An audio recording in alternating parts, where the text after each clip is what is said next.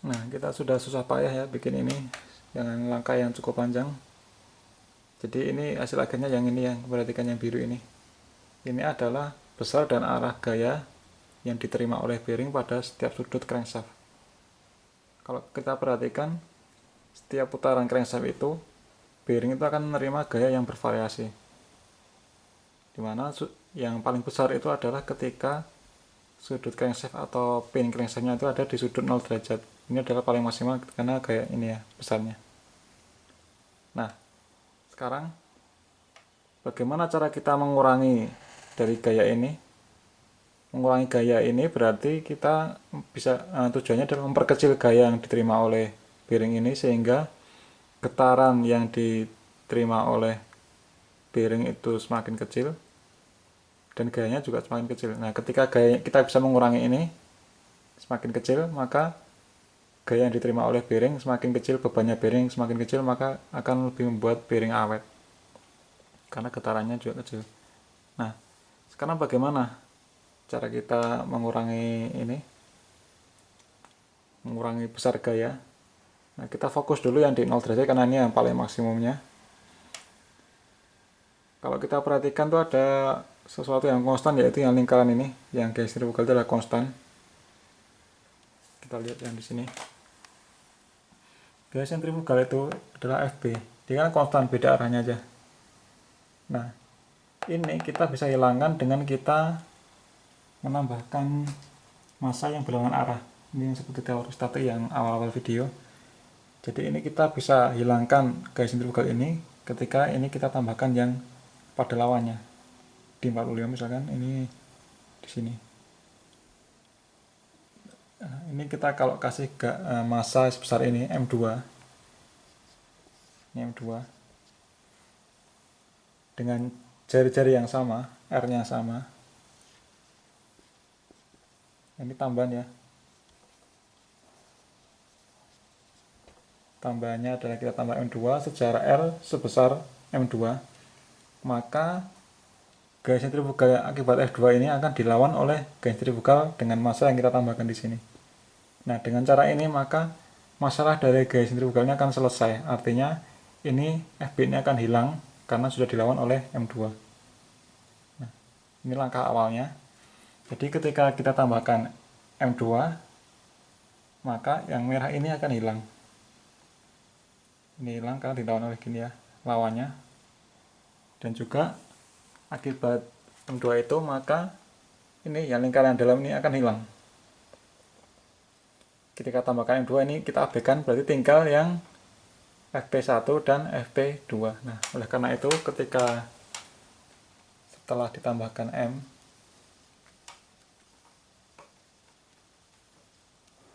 M2 maka ini kita gambar ulang, tetapi kita hanya gambarkan yang FP1 dan FP2. Berarti ini adalah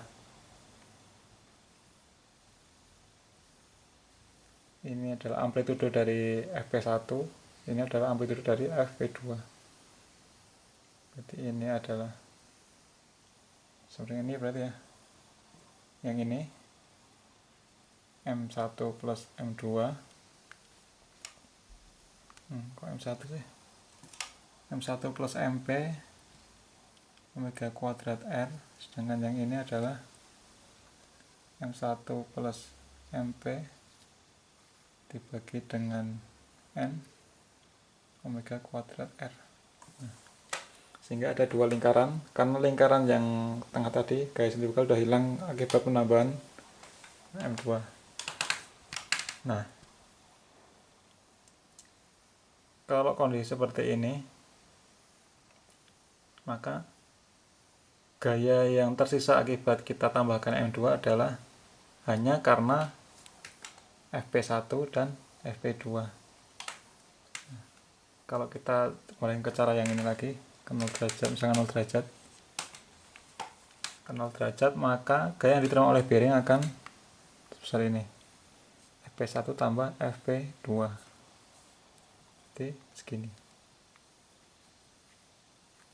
Ini ketika 0 derajat.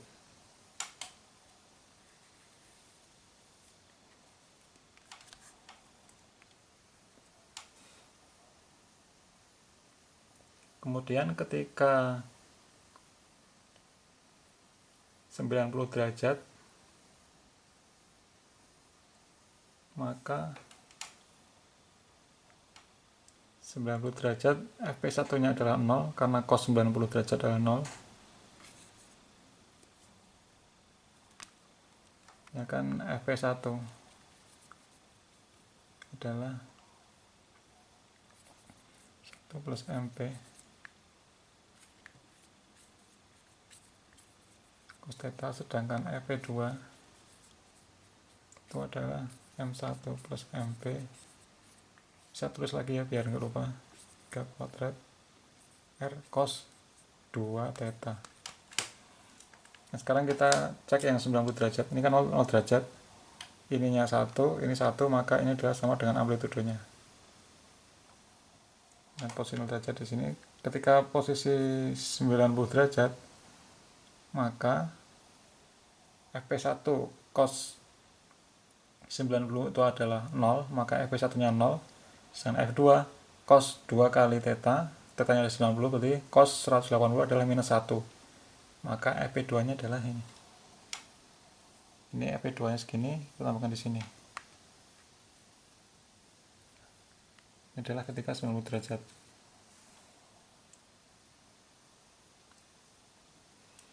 Nah, bagaimana dengan ketika 180 derajat? Ketika 180 derajat, maka Fp1 adalah cos 180 adalah minus 1, berarti segini.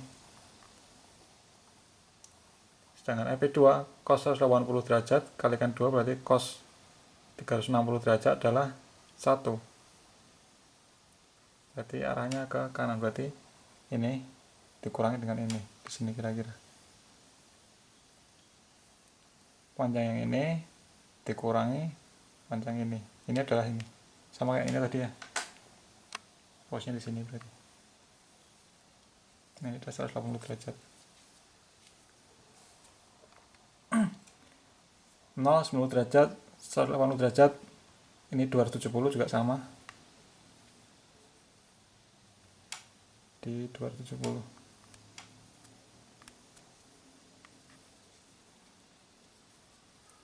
Nol derajat sekian ke arah kanan, 90 derajat ini ke kiri, di 180 derajat juga ke kiri, tetapi lebih besar daripada yang 90 derajat, tetapi kurang dari yang Fp2. Ketika 270 derajat kembali ke sini lagi, ketika 0 sini lagi, dan seterusnya.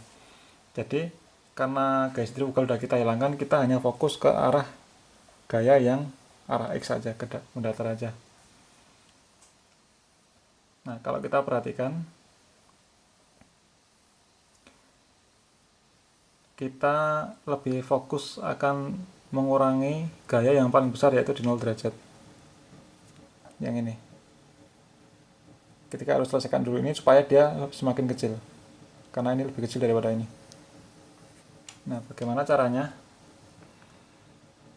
Caranya adalah kita harus menghitung berapa ini. Ini tadi adalah Fp1 plus F2, Fp2 berarti ini ya. Ini kita jumlahkan. Kalau ini dijumlah, maka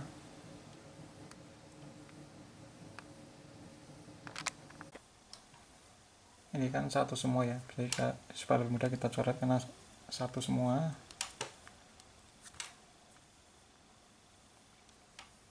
Ini dijumlah.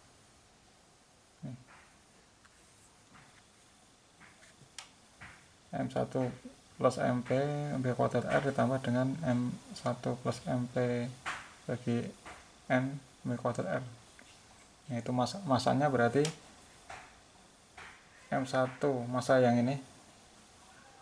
Jadi gaya yang total di 0 derajat ini adalah gaya akibat massa dari massa 1 plus M massa piston ditambah dengan massa 1 plus massa piston dibagi N. Nah, kalau lawannya yang ini kan sudut pin crankshaft, kalau kita tambahkan sama persis dengan ini. Jadi kalau kita tambahkan, tadi kan sudah tambahkan dengan M2, kalau kita tambah lagi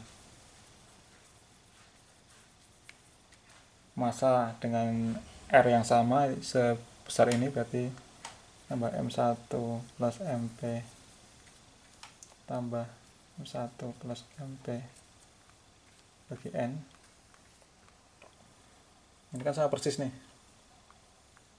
Nah, kalau kita sama persis berarti gaya ketika 0 derajat akan sama persis segini.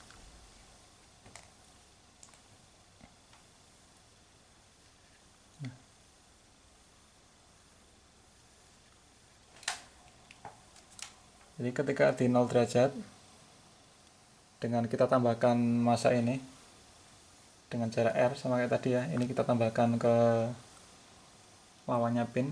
Yang tadi kan sudah tambahkan M2.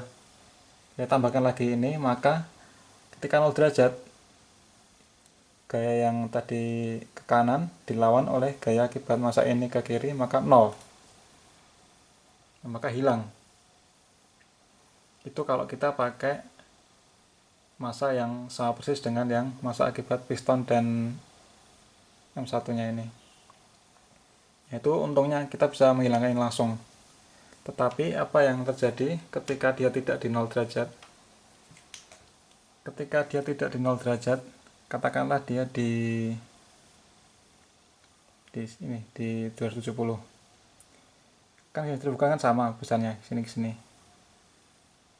Di 270. Kemudian ada gaya akibat ini ya, di 270 kan segini tadi. Maka kalau kita pakai massa yang ini tadi, maka akan timbul gaya segini. Nah, gaya yang 90 derajat ini ditambah dengan gaya sentrifugal akibat massa yang kita tambahkan, maka akan muncul gaya sebesar ini. Nah, tentu saja ini akan percuma saja ya kalau kita sama persis. Di 0 derajat kita berhasil menghilangkan gayanya, tetapi di selain di 0 derajat itu akan masih muncul gaya yang besar ini. Jadi semakin besar ini, ketika 0 derajat segini. Nah, ketika di 0 derajat dia sih segini ditambah dengan segini, masih ada segini berarti. Kemudian di 0 derajat lagi. Jadi kalau kita pakai yang ini, kita hanya bisa membalance itu ketika di 0 derajat. Ketika 0 derajat bagus, tetapi di selain 0 derajat dia akan muncul gaya yang besar. Ini sebesar ini. Karena kan ketika ini nggak ada yang lawan lagi. Ketika di selain dari 0 derajat ini tidak ada yang melawan lagi. Yang lawan cuma kecil-kecil. Jadi percuma. Nah, bagaimana solusinya? Solusinya adalah kita tidak memakai ini, tapi kita kompensasi jadi dengan menggunakan sekian. Jadi massa yang kita tambahkan itu adalah sebesar dari setengah dari M1 plus MP. Kita tambahkan massa segitu. Nah, apa akibatnya kalau kita tambahkan massa segini?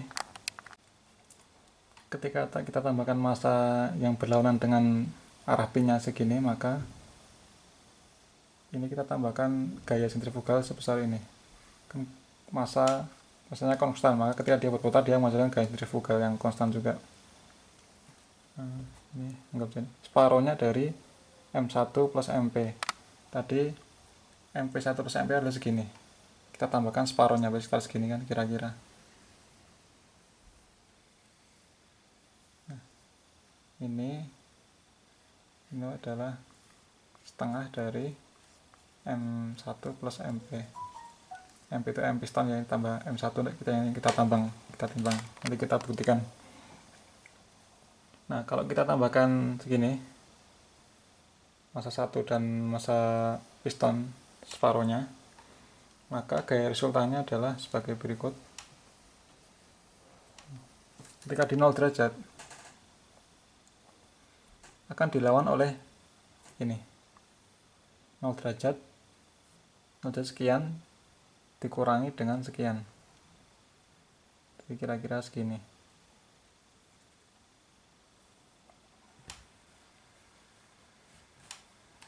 Jadi segini. Aduh.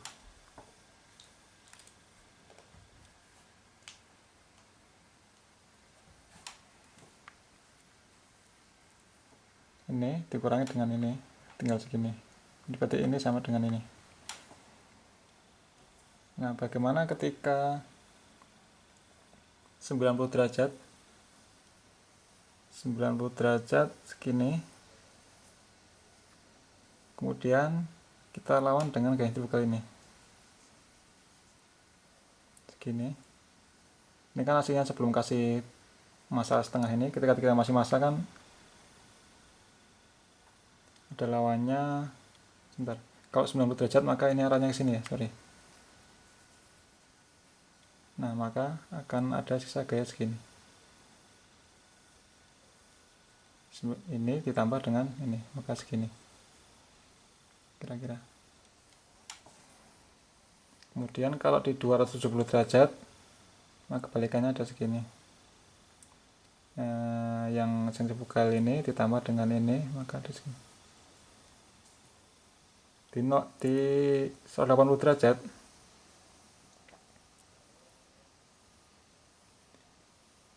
di 180 derajat maka yang terjadi adalah yang ini dikurangi dengan yang ini, mungkin di sini. Jadi kalau di gambar total kira-kira menjadi seperti ini.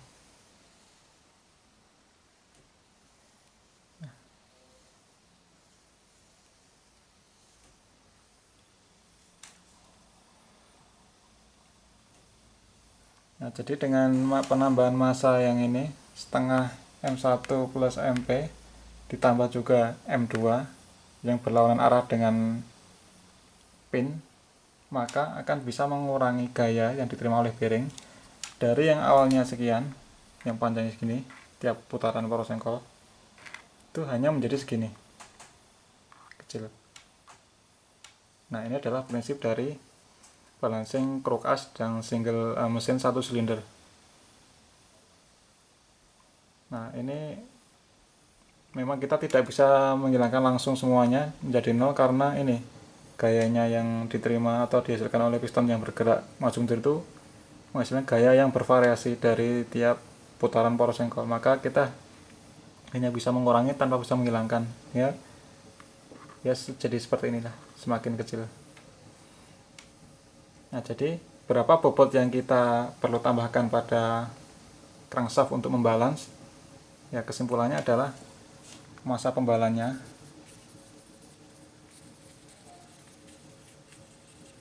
adalah M2 ditambah dengan setengah M1 tambah MP. Ingat ya, M2 itu adalah massa pin sama massa pin yang di crankshaft, pin crankshaft ditambah dengan massa stang shaker yang ditumpuk oleh pin tersebut. Sedangkan M1 itu adalah massa dari stang shaker yang ditumpuk oleh pin piston, termasuk pistonnya termasuk pinnya. Kemudian MP itu adalah massa dari piston. Nah, ini nanti kita buktikan benar nggak apa yang ditambahkan massa pembalance dari ini, dari piston, dari kita cek benar nggak massa pembalance yang diaplikasikan pada mesin Honda Supra lama yang NF100 itu sama dengan ini.